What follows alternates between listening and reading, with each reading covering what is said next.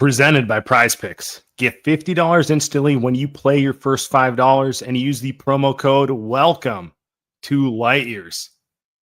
Andy Lou, we're in the fucking dog days. I don't know how else to put it. Late August, 60 days in the chair at this point. Just sitting and waiting. 660 feels like 600. But hey, at least we got our guy. I think he's been writing this story for 600 days. Yeah, too, right? yeah. We got a special guest today. Excited we can make this happen. Tried to get him on here a couple times. Full discretion, it was our fault. It didn't happen the last couple times. Just scheduling conflicts, mainly on my end. But with that said, NBA reporter from Clutch Points, Brett Siegel. Brett, how you doing, man? I'm doing well. And yeah, Andy, it feels like that we've been talking about the Warriors and this situation that we're going to get to for the last 600 days. But at least there's only about 30 days left until there needs to be a resolution. So we're zoning in on kind of figuring out what direction this franchise and, in quotes, this situation is going to go. I do admire. I've been reading every one of your articles every time you have an update on it. And your ability to say the same thing in different words, because the information doesn't seem like it's really changed much. I mean, would you categorize that as accurate? It feels like they explored the sign and trade thing a little bit in July. Nothing was there. And they're just kind of in a stalemate where the Warriors, the offer's there. Kuminga wants something different, but has no means to get it. And everyone's just kind of like, all right, when you're ready to have a better real conversation, we're here. That's pretty much what it's been to this point. And obviously NBA fans always like that shiny new word that you can throw at them. So we got to try to keep them entertained with new ways to describe the situation, but also present different viewpoints, because there are always multiple sides to every story. There's the Kuminga side, there's the Warrior side, there's how other organizations, other agents view them. So with the work that we put out on Clutch Points and my reporting, especially, we've tried to really encapsulate that. Instead of just making it one side, we've tried to present as many different sides as we can. Obviously, some are going to be better than others based on certain people's viewpoints, but that's basically where we're at this point. You mentioned a third perspective. I feel like we actually haven't dug into. So, I feel pretty comfortable with what the Warriors' perspective is. Theirs is you don't really have another option. And pending that changing, this is our offer. And maybe we'll talk a little about it, but this is what our offer is. And Kuminga clearly wants out. He wants a fresh start. And he's just trying to see, if he can make it happen. Doesn't seem likely. You said the third perspective, how other people around the league view this, agents, other teams. I feel like I haven't heard enough about that. What's your perception of how whether it's teams or agents, view this situation? A lot of it is kind of just, that's business. That's kind of the sense that I've gotten from a lot of people, where you have a guy that has been a bench talent for the Warriors. And yes, he's been very good at times. He's been a very good 6-man, 7th rotation guy for them. But when he's asking for $30 million and he hasn't been a starter in this league, there's not really any other teams out there that are going to look at him and agree with his side of the story here and be like, yeah, he is worth $30 million. Could he be one day? Absolutely. And he's still got the potential to grow. He's 22, 23 years old. And if he does get that start and role, we saw it in the Timberwolves series, what he's capable of doing when a team defers to him and lets him help run the offense and be the number 1 or number 2 guy. But obviously in the system like the Warriors, where you have Stephen Curry, you have Jimmy Butler, Draymond Green is their main facilitator and playmaker, where does that leave Kuminga? And that's kind of been the struggle that I'm sure you guys have talked about it multiple times. Warriors fans have talked about it, where they don't know where Kuminga fits in. And then from the Warriors side of things, well, you're not worth $30 million to us in this style. Could you be one day? Maybe, but this is the contract that we're presenting.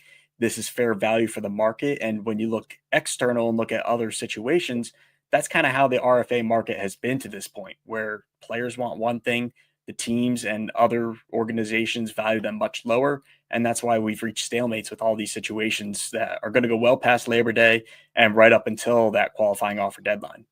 I love it. It's what we need. This is absolutely what we need. You write at the end of the article that if nothing changes, if the Warriors don't up their offer, that Kuminga is going to take his qualifying offer. I have been wrong every step of the way here. I thought this thing would end soon. I thought Kuminga would be gone. Sam has been much smarter and has actually he's kind of hedged on the side that Kuminga is going to stay. Do you really believe he's going to take the qualifying offer for $8 million? You really think he's going to do that? If the offer right now, that 2-year, $45 million team option, he has to waive the no trade clause that he would get in the language of it.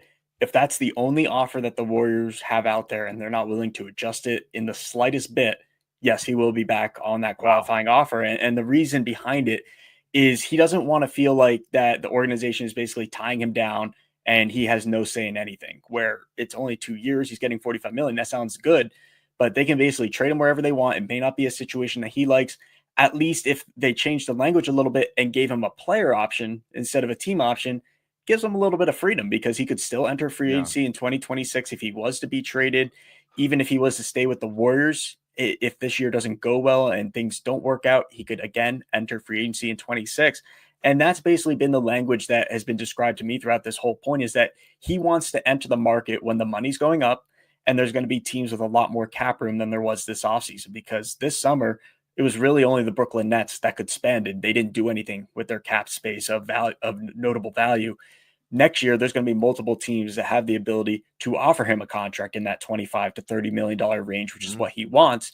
And entering his 5th season, there's a lot of potential where he could prove that he's worth that. So that's kind of where we're at, where he's in the middle point of his career. He could really prove himself, and coming back for 1 year, playing at the highest level possible, and then entering free agency. That's ultimately what he's wanted this whole time.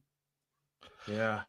I guess the one thing that kind of blows my mind is like, it's actually the Warriors and him actually want the same thing, because it feels like to me like the Warriors want to trade him. That, and Sam was talking about on our last show. It's like they if they have him as a 1 year contract, which is team has all the control, right? That's the only problem. But it's like, I mean, but at the same time, it's like, well, there's a better chance of you getting traded if you're at 20 million, like, because then the Warriors. So I hear what you're saying though. Like, I believe it on the fact that Kuminga wants to view value. That's why it's he'd rather just take the 8 mil and he has a little bit more control. But it's like, man, like, Warriors want to trade you. They probably want to trade you to the Kings. They probably want to trade you to the Bulls. They want to trade you somewhere. And him going on the qualifying offer doesn't necessarily help that.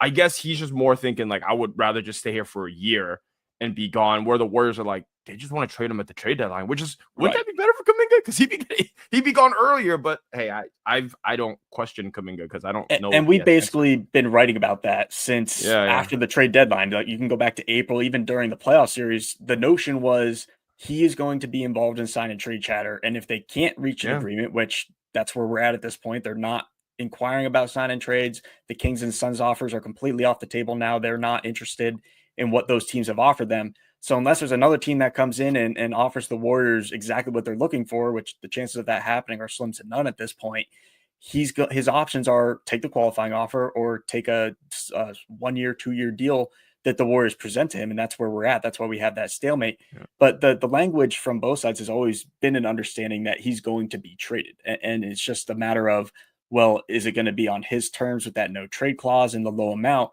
Or will he give the organization some flexibility to actually find a deal that makes sense for everybody? Because like you said, if he is on a 20-something million contract, it doesn't sound like it's much easier to move, but in the way that money moves in the NBA today, especially before the trade deadline, that's going to be a much more attractive contract, especially for a player that has a team or player option in year 2 than, say, a qualifying offer where any team that gets him knows that he's just gone anyways. Yeah, and it seems to me like the whole base year compensation and the complexity around like the amount he costs to the other team is not the amount the Warriors can take, just make the sign and trade highly unlikely to happen, which is why they probably want it to go to January. Non-reported, I just want your opinion on this. Do you think the offer will change and they'll eventually find some middle ground in, honestly, let's call it a month from now, because it feels like it's probably going to go right towards the end? Or do you really think it's going to be kind of, this is the offer and let's see who blinks first? So you're really going to sign the qualifying offer? I'll speak a little bit to this with some knowledge and just kind of more opinion than knowledge, but just kind of understanding of how these things generally go. I think the week after the first week of September, so we're talking like September 9th, 10th, 11th, sometime in that frame, if there is going to be a change in the offer, it will be then from the Warriors because they want to wrap this up. They have other guys out there, Al Horford, DeAnthony Melton, and others that they want to get those deals official. They want to get them in the gym and have them ready for training camp, which, believe it or not, is 4 or 5 weeks from now. And so Jonathan Kuminga's situation has just held everything up. So the longer you wait, the more chance there is that he's just going to say, you know what, I'm just going to take the qualifying offer. And in my opinion, I think that's a doomsday scenario for the Warriors because 100%. it's going to create a toxic environment between all the veterans and Kuminga, just like you had with the Jordan Poole Draymond situation. I think it's going to be worse than that. Then you have the question of, well, is his role going to change at all? Or are they just not going to play him because they're going to feel petty about it? And then C, you can't trade him at all because he has the no trade clause. He'll probably use that unless you're trading him to the Kings or the Suns. And at that point, what value do you really present yourself? And that's from the Warriors' point of view. But I also look at it from Kuminga's point of view. You're losing all this money that you could just get and wind up going somewhere anyways, which is what you ultimately want. And also, what happens if you accept the qualifying offer and you have an injury like last season? What if you twist an ankle? What if you sprain your knee? Your value drops tremendously to the point where those offers that you had from the Suns, that was $90 million for 4 years, and the offer from the Kings, I think it was somewhere between 65 and 70 million. Those aren't going to be there anymore. So why not lock yourself in right now while you're 22 years old? You know the team is going to look to trade you. I would say there's probably a high chance if you sign a $45 million contract with the Warriors that you are traded before the trade deadline. 100%. I think that there's some kind of compromise that can be worked out here, and we wrote about it over the last week or so. We just touched on it. I think if you take that team option and make it a player option, I think he'll take that deal. It just makes too much sense for both sides. Do you think so we've obviously spent all our energy on the Kuminga situation because he's a Warrior and it's a Warrior show. But would be remiss for not saying like same thing's going on in Chicago with Giddey. Maybe it's not as contentious, but like 2-month restricted free agent, Cam Thomas in Brooklyn and Grimes in Philly, that sort of thing. Do you think if some of those start moving, it changes the calculus on the Kuminga thing? Like they have a comp to go off of, or is this really just kind of its own thing and none of that really has any effect on this? I think those other three, I think that what you said factors more in for Giddey, Thomas, and Grimes. I think Kuminga is kind of on an island of his own with the situation with the Warriors simply because it has turned into kind of a toxic environment there and negotiations have stalled so much. He doesn't want to be back, but he understands that there's really no other path since he is a restricted free agent. There's no team out there that is kind of knocking on the door wanting to sign him to an offer sheet. Giddey, obviously, once he signs his deal, I think that will elevate Grimes and motivate the 76ers to get something done there. Cam Thomas, though, I kind of put him at the bottom of the totem pole. I think if there's any situation where restricted free agents most likely to take the qualifying offer, I would actually rank him above Jonathan Kuminga at this point. I think that there's just no desire from the Nets to give Cam Thomas a long-term deal, especially at the price that he wants. If he is to take something more than a qualifying offer, it's probably going to be a 1-year deal in like that $11-12 million range. But I don't see his long-term future being there in Brooklyn, especially after their draft where they just brought in 3 or 4 different guards. It basically signals to Cam Thomas that, hey, we don't need you. We're going in a different direction and the rebuild's not going to be around you. Yeah. Yeah. It's just one last thing. Do you think this is going to be the future of how NBA restricted free agency goes? Because a lot of this feels like a big time reaction to the new CBA.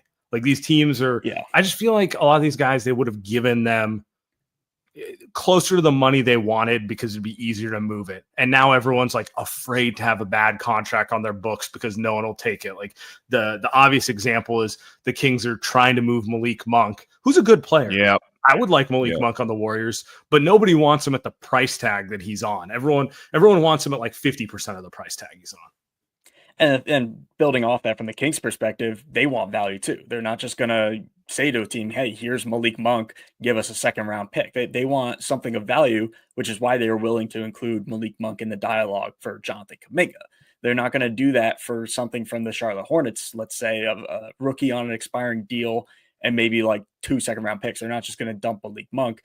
If they are going to trade him, which I think that there's a good probability of them doing before the trade deadline, it will most likely be for something of value, a young talent that can come in and produce for them, not somebody that's just going to sit on their bench and be an expiring contract. But to answer your point about the RFA market, it's kind of funny because I was just talking with an agent recently, and that came up. We were talking about the reporting that Mark Stein put out today, and we followed it up right after in our intel story of Olivier Maxence Prosper from the Dallas Mavericks being on the trade block and the Mavs looking to move him to open up a roster spot for Dante Exum.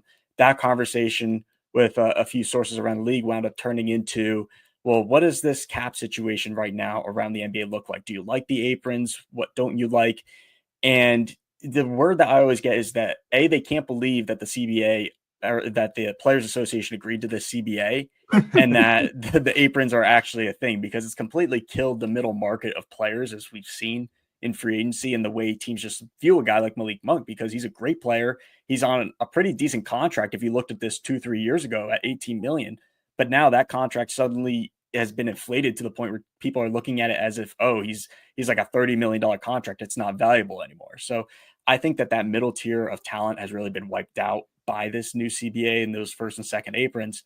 But when you look at the RFA market and the qualifying offers, nobody really thinks anything's going to change, because this is what it's always been. The players do still have an ounce of leverage when it comes to that qualifying offer and being able to tell teams, hey, you can either give us what you want or we're just going to take this, kind of like what's happening with Jonathan Kuminga right now. So I don't think anything's going to change in that aspect. Could we see some slight adjustments of the RFA window? Could they move up the deadline for qualifying offers maybe so it's not right at training camp?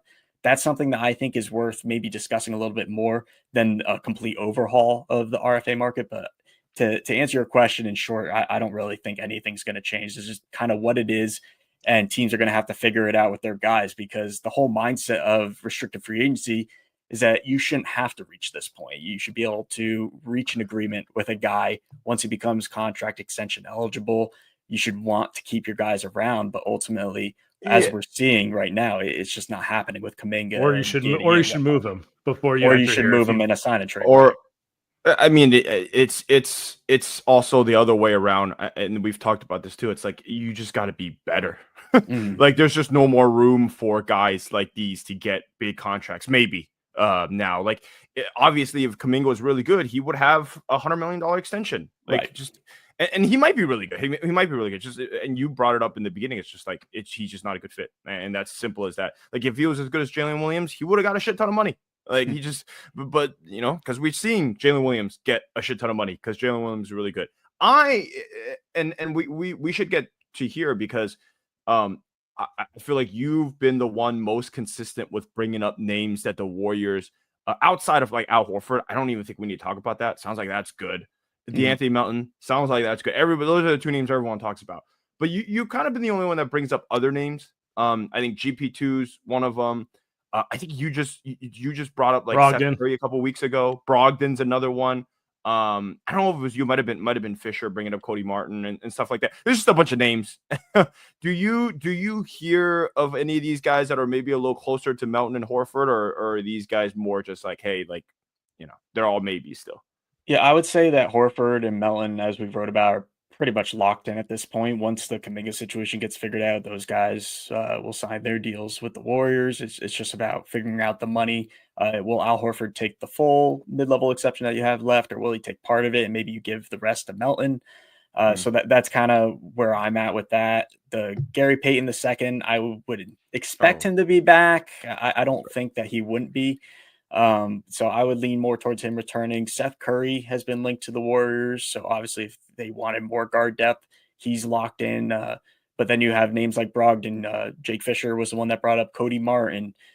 We've linked Trey Lyles to the Warriors before. He's been on their short list of guys that they'd be interested in. Chris Boucher was on that list before the Celtics signed him. I've heard Ben Simmons linked to them, although I wouldn't really put many chips in that basket. I don't really think that that's going to be an option for the Warriors at this point, but he has been linked to them before. He's still a free agent.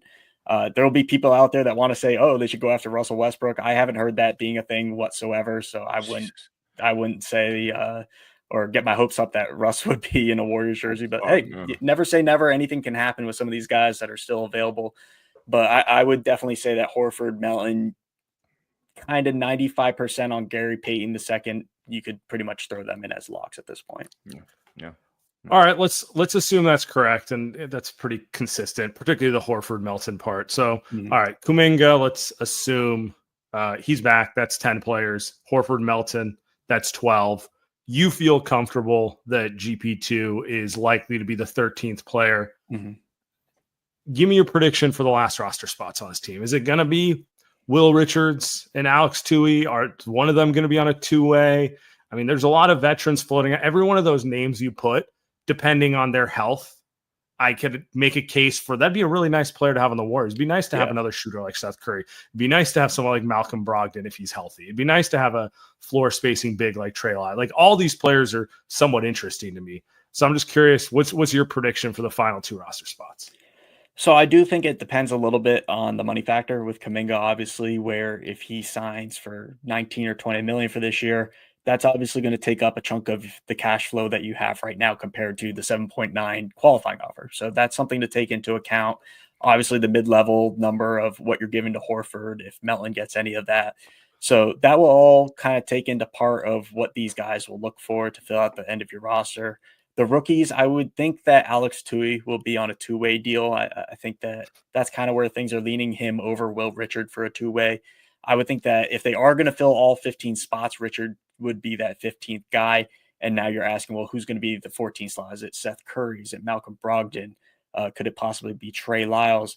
I think that there's definitely an order of what the Warriors would prefer. I don't have that order in front of me to be able to tell you guys, but I would definitely think that Malcolm Brogdon would be above Seth Curry in terms of a talent standpoint and the fit of what the Warriors need, simply because when Curry was out last year, as we saw, they didn't really have they didn't have a pure guard that could really be a facilitator, could be a guy next to Draymond that could help be another playmaker for this team. And what Brogdon brings over Seth Curry, fantastic three-point shooter, good free throw shooter, but that's all he's going to do out on the perimeter, whereas Brogdon can get to the hoop. He can create some opportunities for other guys.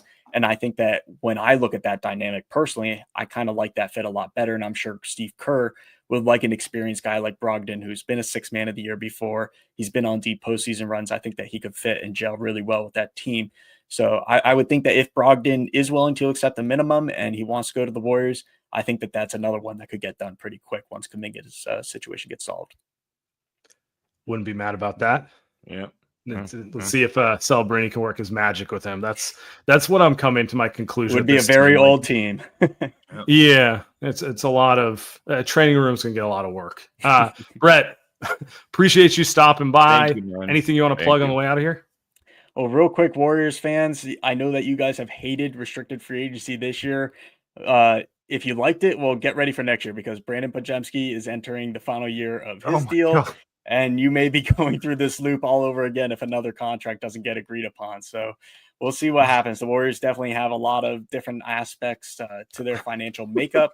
But as I've been writing at Clutch Points, they're on a 2-year plan right now. And what this roster looks like and what the team looks like after 2 years is completely unknown. They want to win a championship right now. Joe Lacob, Mike Dunleavy Jr. in the front office are bought into that, whether or not you believe it or not. They are going big fish hunting. We've heard Giannis's name linked to them. We've heard LeBron James. It's not going to happen, but hey, you never know. But they're always going to be right there when big names hit the market. I would expect them to be very aggressive ahead of the trade deadline this season. And it's going to be a lot like last season where the Warriors fans are kind of anticipating, okay, what move are we going to make in December? What move are we going to make in January or February? It's going to be much of the same this year. And I don't necessarily know if they're going to go out and get somebody as big as Jimmy Butler, but they are going to look to make a splash to better their championship odds. I can promise that. Yeah. I guess we didn't even ask about that. We should have brought up Trey Murphy, Sam. That's our favorite, their favorite guy. We didn't even ask about that one. So, are there other names? We don't even count LeBron and Giannis anymore, Brett, because it's like, who doesn't want them? But right. Other than that, we've been trying to think of guys that, let's say Kuminga does sign for $20 million. Right, like maybe he does get his $20 million per year. I wonder who would they look at to trade in a potential situation there.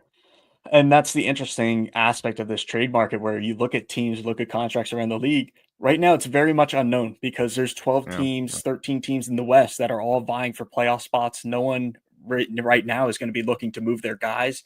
In the East, you have a bunch of teams that are dealing with injuries, and those guys that would have hit the trade market should the All-Stars be healthy, they're now going to be elevated into starting roles. So are they going to be potentially off the market, or will they be on the move? And a great example of that is the Indiana Pacers, where if Tyrese Halliburton was healthy, what does their roster look like? Are they going to potentially move a guy like Obi Toppin, Aaron Nesmith, Benedict Mathurin? But now all those guys are going to be elevated into much larger roles that Halliburton's out now, and the Pacers need them a lot more than they did previously. So I think that kind of changes the dynamic of the trade landscape around the league, and we'll have a lot more clarity on who's going to be available, who's going to be buyers and sellers, obviously around the end of November, early December, around that NBA Cup time.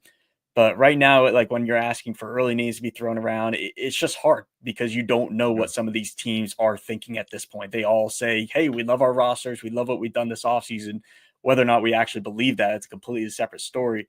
But we'll kind of see what happens on that front. I don't want to toss around some names right now just because the aggregators will go crazy with it and say, oh, the Warriors are going to trade for this guy. But the Trey Murphy stuff and Herb Jones, those have been two guys that the Warriors have absolutely loved.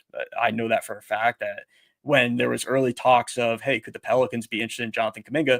Those are two names that the Warriors definitely circled. And we're like, well, if we could do a sign and trade, we'd like one of them. So if there is a path to the Pelicans tanking and maybe they look to move Herb Jones or Trey Murphy, yeah, I would fully expect the Warriors to be at the front of that line. But there's going to be plenty of situations that open up throughout the year. There's going to be guys like there was last season where there were rumors for Cam Johnson, guys of that caliber and in the middle tier contracts. There's going to be some of those that become available that could fit the Warriors game plan.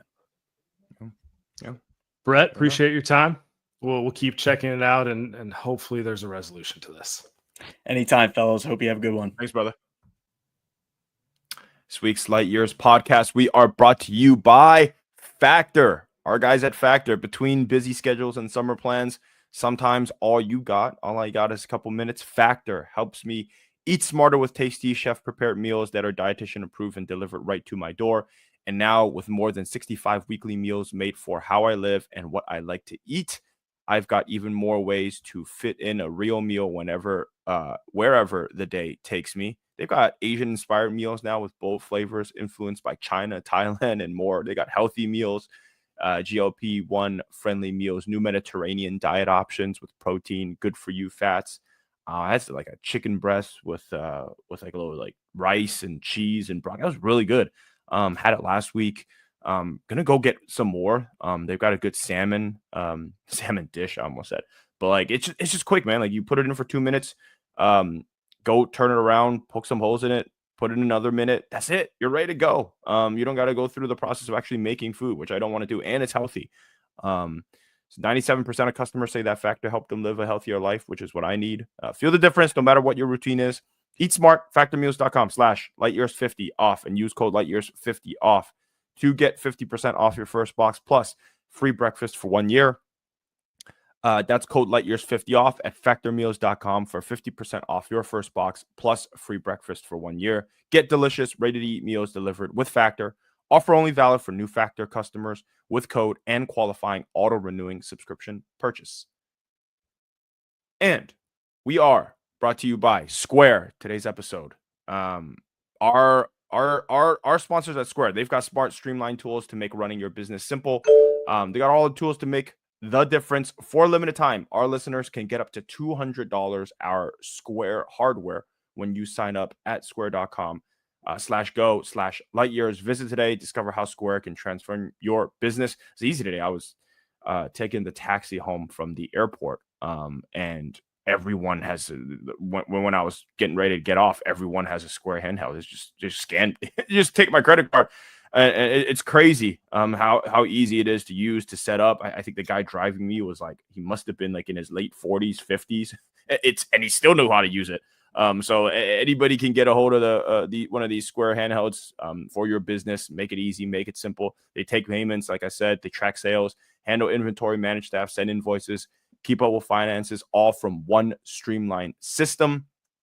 They've got customizable plans to let you add whatever you need as your business evolves, like loyalty programs or payroll.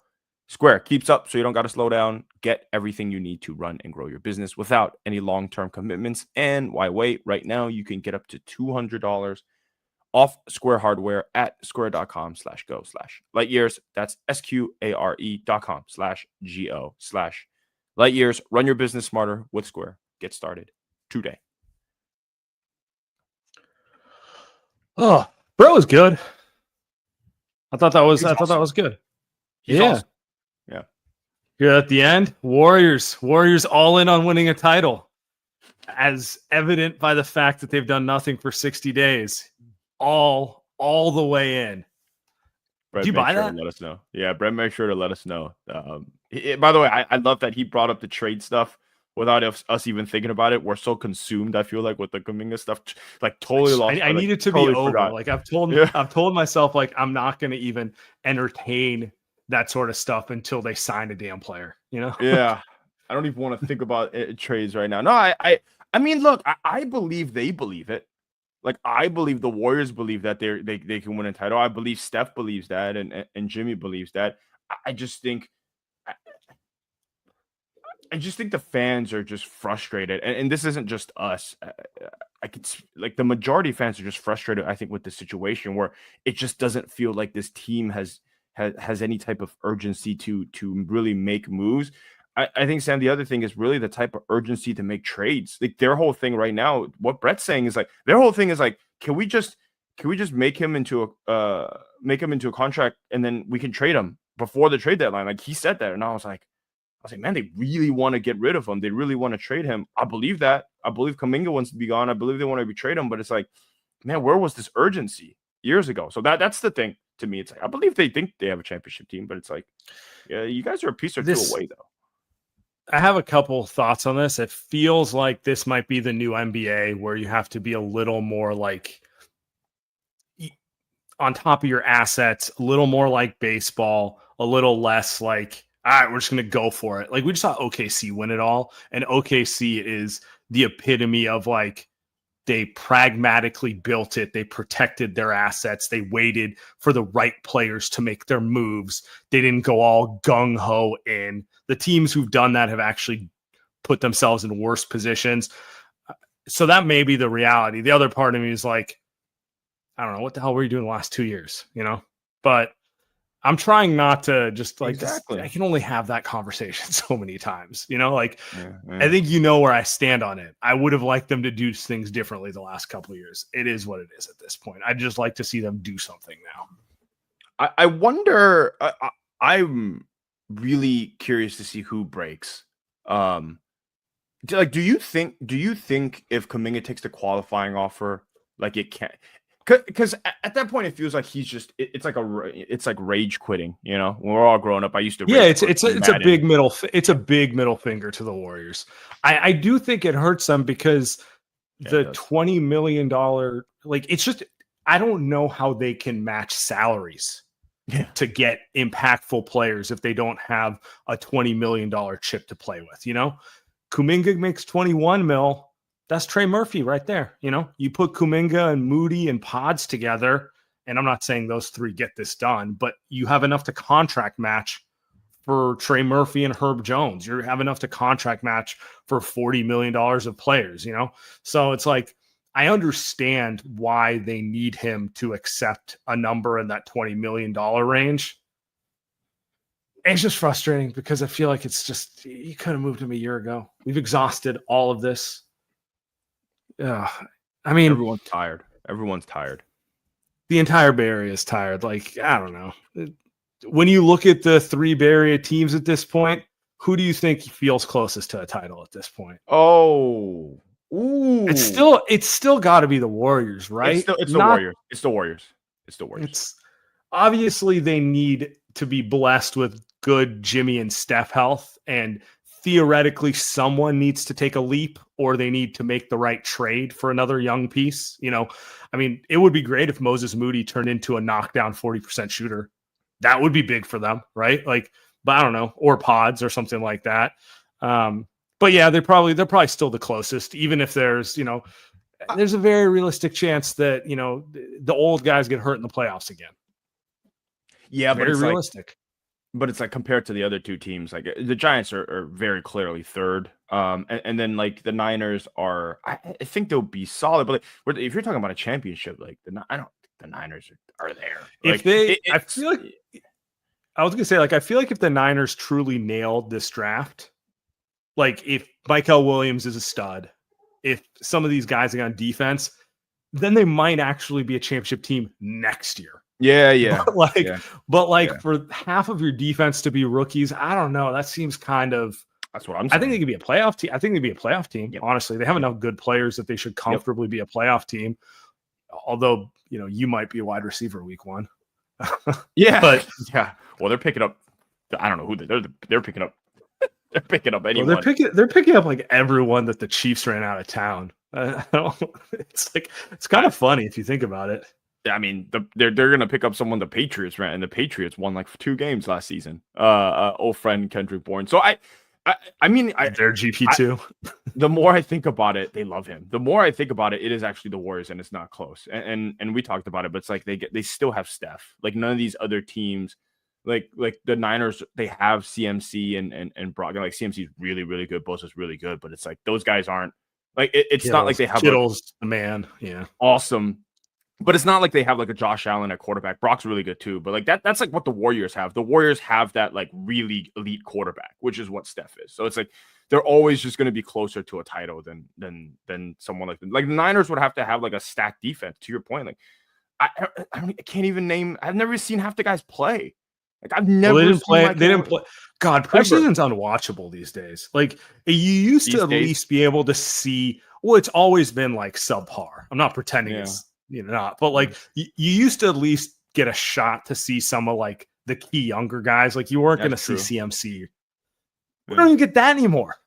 Now it's just Tanner Mordecai, who looked kind of nice, to be honest. Hey, Tanner Mordecai's my guy. They're like resting guys. I know Upton Stout's like hurt or whatever, but it's like he's practicing today. But it's like, man, they're basically resting him, and he's like a 5th round rookie, right? So to your point, like we're just. Not that I know what the hell is. You used to at least get to see like preseason would be the time you'd get to like get hyped about that guy. You don't even get that anymore. Well, they had what was it? Jordan Watkins got hurt after he had one big catch, and then he like fucks his ankle up, and then the running back. That's actually the funny thing is like we joke about the Warriors can't stay healthy. The Niners are actually the one that can't stay healthy. Again, they don't even have enough guys to field a team. So yeah. I think the Niners are clearly 2, and I think the Giants just got to make the play. Like I guess baseball is probably the one you can argue like, hey, if you make the playoffs, like you can win.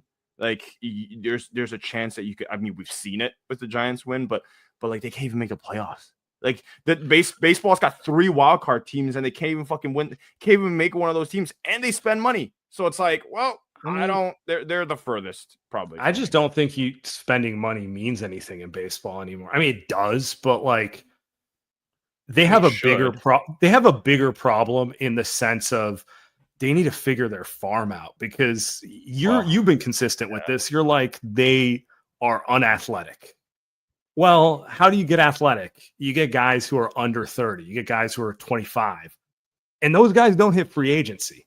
You kind of have to do it through the farm. Dude, I looked this up. This will disgust you.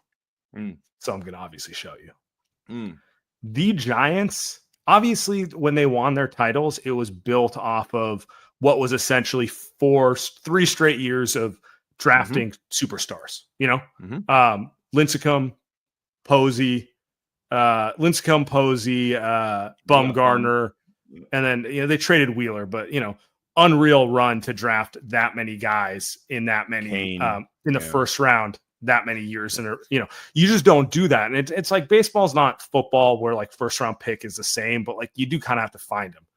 Since 2010, look at their first round picks. This is 3 separate GMs. Like they all screwed up. Yep.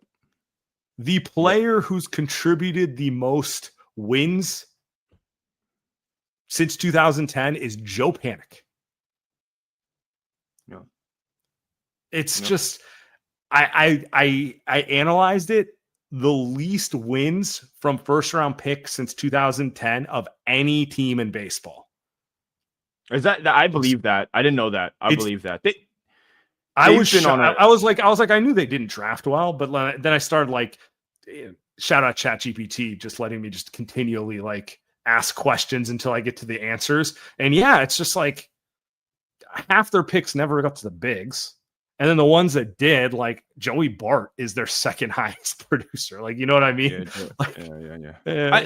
Not only can they not draft though, like I know they can't draft because I follow the farm, unfortunately, and they're always ranked in the bottom tier. They can't develop guys. Like sometimes I'm sitting here, I'm like, okay, all right, look, I get it, man. Like sometimes they're not drafting the right guys, but there are a lot of players out there. But when you talk about someone like Marco Luciano, for example, who was like a top 15 overall MLB prospect, and maybe he sucks, and he's probably not going to be a Giant, and he's probably not going to be very good. But it's like, what happened in his development where just everything went wrong? So it's twofold. Like when we make fun of the Warriors for like butchering the development of these guys, because I do think they butchered development of Kuminga, to be honest. And part of that's not really their fault, but it's like same thing with the Giants, where it's like the farm sucks because they're not picking guys, right? First of all, why are you picking Reggie Crawford? The guy never stays healthy.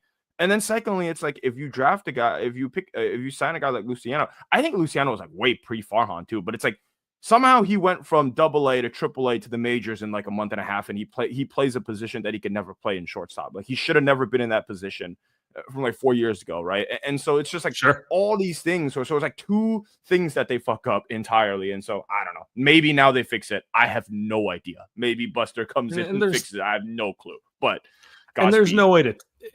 There's like no way to tell at this point. Like maybe they do. Maybe he brings in different people who are better at IDing the right talents, and to your point, actually developing them. But you're not going to know that for 3 years. You know, like you're not going to know it for a couple of years at this point. Like, you know, it's just how baseball works. So yeah, I agree with you. They're by far the farthest away. The Niners, it's like you just need more players in football. That's the reality of it. You just need more guys. And to your point, the Warriors, I feel like they need either one guy to take like that big time leap or like trade for that one guy. But just the virtue of basketball being less players on the floor, you already got some guys, you know, who can impact the game. They're just looking for that. Like, honestly, Trey Murphy is kind of the perfect fit. Like younger, longer, can defend, can shoot the ball, you know, and that type of thing. That's like, I'm not saying they get it. I'm not saying they ever get there, but in theory, they're closer than all these teams. You know, Giants, we'll see what the farm starts producing in like 2-3 years. Niners, I mean, half your defense is rookies. If you hit on them, you might be back in a year, but like we'll see, right? And then I'm with you on the Niners. I like them, but it's I think they're more fun watch this year than like an actual contender. The best part of that I think about the Niners is that it's like Brock Purdy's still young, so it's like it's going to be good to see how good he's going to be. But man, they had their chances, dude. I mean, we talked about this. They had their chances, man. They should have won that Super Bowl against the Chiefs. That was their shot. Now it's kind of like it's like those Harbaugh years. Like, hey man, y'all got your chance. I guess the Niners had 2 chances. Oh my god, they lost to the Chiefs twice. But like the Niners, they had a couple years in a row back in the Harbaugh days, right? Where it's like, man, y'all had that chance, and then after that, they were done. Now it's like, okay, can the Niners actually rebuild with all these draft picks? Thankfully, Trent Baalke isn't picking players, so maybe Michael. And if they do, and like to your point, if they do hit with those guys, and Brock does take a step, like by the time that happens, is CMC still there, or have they moved on to something else? You know, is Trent Williams still there, or are they move like? Well, no, definitely not. It's a little, yeah, but. I mean, he'll resign, but maybe 2. You know what I'm saying? Like, it's a little transition. Like, I don't really know if they're all in or all out. I feel like a little transition at this point. You think the Niners are doing the fame 2 timelines? 2 timelines? You think the Niners are doing the fame 2 timelines? Nah, because football doesn't work like that. Football, like. Yeah, you expect your draft picks to play a role, and no one is immune to it. There's no like, I'm all in now and we don't have picks. Everyone has to always do it. So I don't know. Yeah. We'll see. Yeah, I think they'll be good. I'm ready for football. I actually was thinking about this. Preseason being so garbage actually made me angrier, because then I think about football and it's on TV, but it's not football. It's not what I want to see. I'd like be better if it just didn't exist right now. Instead of this like bullshit tease they're putting in front of me. I'm very ready for the season to start. Just I think something to take my attention off of the chair. I think we get earlier than that, brother. I was on ESPN. I just, obviously looking at scores, and the first thing I see yesterday was Arch Manning's face plastered all over. So college is back. I don't know if you watch college. I don't really watch college either, but Arch Manning, I'm going to watch Arch Manning. So we get that. So we get. I watch college, but that's like it's a total casual watch for me. It's a Saturday. Yep. Oh, I'll see this, and then like some team will interest me, and I'll get a little bought in. But like, it is the most casual of my watches by far. Yes, that is. Hey, if it's a top 5 team playing a top 5 team, or if it's some guy named Manning, I'll be there. Maybe number one. Yeah, and like there's always, there's always a dude who like I didn't know about in August, and by November I've seen enough highlights where I'm like, I want to see this guy. I want to see what this is all about. That sort of thing. We need football. We need football. We need Kuminga traded. We need that's what we need. Those are the 2 things. Those are 2 takeaways. Indeed. All right. Appreciate you.